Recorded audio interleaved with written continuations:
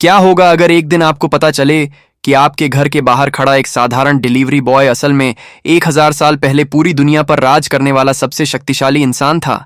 क्या होगा अगर उसके एक इशारे पर साम्राज्य झुक जाते थे? अगर उसके बनाए हुए हथियार आज भी देशों की किस्मत तय करते हों? और अगर उसकी खोई हुई प्रेमिका 1000 साल बाद फिर से उसके सामने आ जाए, लेकिन इस बार उसे बचाने के लिए पूरी दुनिया से लड़ना पड़े? आज की कहानी सिर्फ ताकत की नहीं है। ये प्यार, विश्वासघात, पुनर्जन्म, अमर विरासत और उन लोगों की कहानी है जिन्होंने अपने ही भगवान के खिलाफ युद्ध छेड़ दिया। यह है सुप्रीम के पुनर्जन्म की कहानी।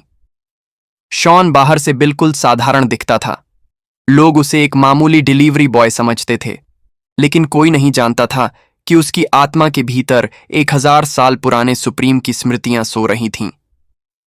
जब वह रिवर परिवार के सामने खड़ा हुआ और हेलेन का हाथ मांगने लगा, तब सभी उसका मजाक उड़ा रहे थे, क्योंकि उनके सामने खड़ा इंसान न तो किसी बड़े परिवार से था और न ही किसी शाही खानदान से। लेकिन फिर उसने ऐसे खजाने निकालने शुरू किए जिनका अस्तित्व इतिहास की किताबों में भी नहीं था। 10,000 साल पुराना जेड हार्ट, प्राचीन सम्राटों की तलवारें, लुप्त हो चुकी औषधियों के ग्रंथ और ऐसे दुर्लभ खजाने जिन्हें देखकर विशेषज्ञों के होश उड़ गए।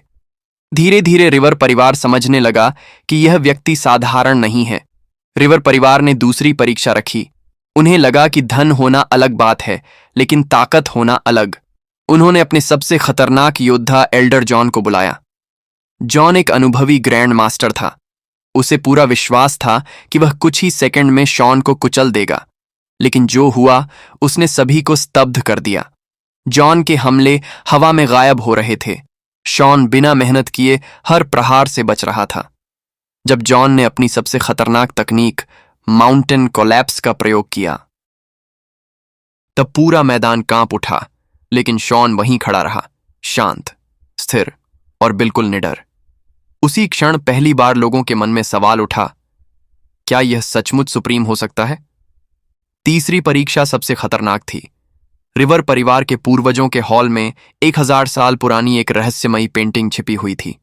कहा जाता था कि केवल सुप्रीम का पुनर्जन्म ही उसका रहस्य खोल सकता है। हेलेन और शॉन उस चित्र के सामने पहुंचे। जैसे ही उन्होंने उसे छुआ, पूरी पेंटिंग चमकने लगी और फिर ऐसा दृश्य सामने आया जिसने सबको हिला दिया। चित्र में बनी महिला बिल्कुल हेलेन जैसी दिख रही थी, इतनी समान कि दोनों में अंतर करना असंभव था। उसी क्षण हेलेन के भीतर छिपी यादें जागने लगीं। उसे अपने पिछले जन्म की झलकियां दिखाई देने लगीं और तब खुलासा हुआ, वह कोई साधारण लड़की नहीं थी। वह सुप्रीम की पुरानी प्रेमिका रॉक्सी रिवर का पुनर्जन्म थी। 1000 साल पहले रॉक्सी और सुप्रीम एक दूसरे से प्रेम करते थे, लेकिन भाग्य ने उन्हें अलग कर दिया। मरने से पहले सुप्रीम ने वादा किया था, अगर मैं पुनर्जन्म लेकर वापस आया तो तुम्हें फिर ढूंढूंगा। और अब 1000 साल बाद वह वादा पूरा हो रहा था, लेकिन खुशी ज्यादा देर टिक नहीं सकी, क्योंकि तभी एक नया दुश्मन सामने आया, एरिक मोर। एरिक मोर खुद को सुप्रीम का असली अवतार बताता था। उसके पीछे 6 महान कुलों की शक्ति थी। उसने दावा किया कि शॉन एक धोखेबाज है। उसने डिवाइन आर्टिफैक्ट्स दिखाए। लोग भ्रमित होने लगे, लेकिन शॉन मुस्कुराया, क्योंकि वे सभी हथियार उसी के बनाए हुए थे। जब एरिक ने ईस्टर्न एम्परर बेल निकाली, शॉन ने एक ही वार में उसे नष्ट कर दिया। पूरा हॉल सन्न रह गया। उस क्षण पहली बार सभी को समझ आया, असली मालिक कौन है।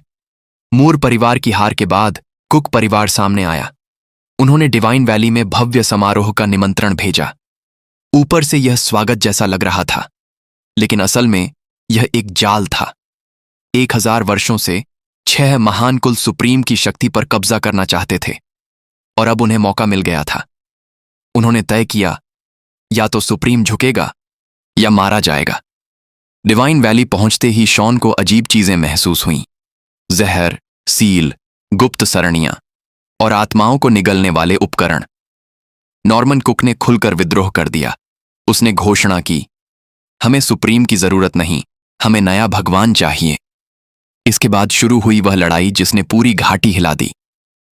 नॉर्मन ने 6 डिवाइन आर्टिफैक्ट्स की शक्ति को जोड़कर गॉड किलिंग फॉर्मेशन बनाई।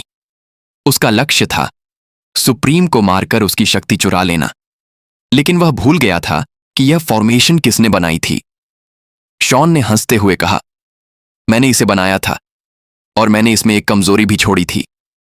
एक ही बार पूरी फॉर्मेशन टूट गई। लड़ाई के बीच एक और भयावह सच सामने आया। हेलेन पर बचपन से जेनेसिस टैलिस्मन लगाया गया था। यह एक निषिद्ध तकनीक थी। 20 वर्षों तक यह उसकी शक्ति चुराने की तैयारी कर रही थी। जैसे ही उसकी शक्तियां जागीं, ताबीज सक्रिय हो गया। हेलेन मरने लगी। तब पता चला यह सब उसके अपने चाचा जेट की साजिश थी। जेट अकेला नहीं था, नॉर्मन भी जीवित था। दोनों ने मिलकर सीक्रेट रियल्म खोलने की योजना बनाई थी।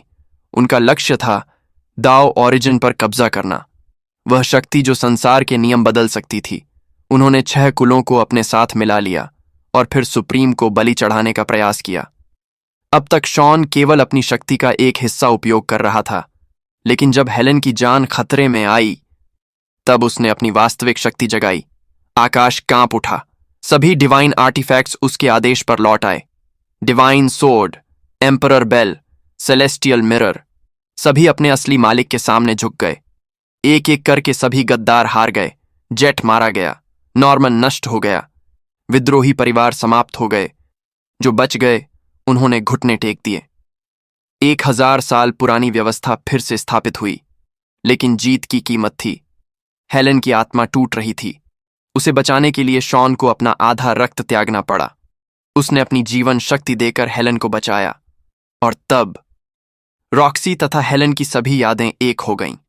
1000 साल पुरा प्रेम फिर से जीवित हो गया। सुप्रीम ने ड्रैगन गार्ड की स्थापना की, 6 कुलों को पुनर्गठित किया, गद्दारों को दंड मिला, वफादारों को सम्मान मिला। दुनिया फिर संतुलन में आने लगी। 1000 साल पहले एक वादा अधूरा रह गया था। 1000 साल बाद वह पूरा हुआ। सुप्रीम ने शक्ति वापस पाली, दुश्मनों को हरा दिया, दुनिया को बचा लिया। लेकिन उसके लिए सबसे बड़ी जीत कोई युद्ध नहीं थी। सबसे बड़ी जीत थी हेलेन का हाथ पकड़कर उसके साथ भविष्य की ओर चलना, क्योंकि आखिरकार 1000 वर्षों की यात्रा का उद्देश्य दुनिया पर राज्य करना नहीं था, बल्कि उस व्यक्ति तक वापस पहुंचना था जिससे वह सबसे ज्यादा प्रेम करता था। और इसी के साथ सुप्रीम और हेलेन की 1000 साल लंबी प्रेम कहानी एक नए अध्याय में प्रवेश करती है।